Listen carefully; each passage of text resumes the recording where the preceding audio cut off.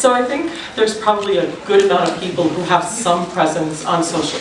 I'm Mary Agnes Antonopoulos, social media strategist, fellow writer. I think it's probably accurate that most of us have some presence on Facebook and Twitter now, even if we aren't active because we hear about it and we wanted to explore. So could we have hands of absolute beginners on Facebook and Twitter? Twitter, I'm an absolute beginner. Could we have that hands of what you consider yourself beginners on Facebook? Beginners on Twitter. Okay. I want to say that I'm on a panel with two of the most wonderful learned women that I've worked with so far. I've really enjoyed the few seconds we've had together.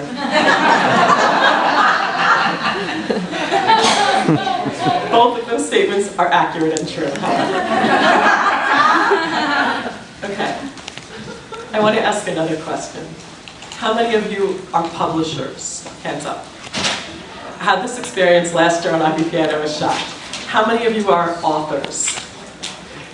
I asked that question and never expected the hands to go up twice. I didn't understand how far self-publishing had gone in the industry. So I'm just going to start with something that is really important to me as a human being. I'm a writer. I am a kick-ass, amazing writer. I'm a really good writer. You would stop and you would read what I wrote, and you might read it twice. It's that good. I've been writing since I was 14 years old, and that's long. I'm 46, so if you do the math, it's long. And I have never written a book. So for all the authors in the room, hats off, because it takes an uncommon tenacity and courage and tenacity. And you get it, right? Because how often did you have to re-pick up the book that you had put down a year ago? How often did you have to say, no, I can't go on that vacation, or I'm going to take the vacation and only write the book? How often did you have to say no so that you could say yes to your legacy? Most of us will only write one book. A few of us will write two. Past the second book, it's an infinitesimal amount. So, and this isn't really about sales, is it? We want to touch lives and we want our message out there. Sales would rock. Sales would be great, we'd all have a revenue stream, but this isn't really about that for most of us. And I'm happy to say that for many reasons, because I want you all to put on your party hat and give yourself a round of applause that you wrote a book. But if you do not remove that party hat and put on a chief marketing officer, it's unlikely you will sell more than 50 books. The part of that that makes me sad has nothing to do with money. I'm not really a money person. The part of that that makes me sad is that your legacy project that you have poured so much of yourselves into will not be read.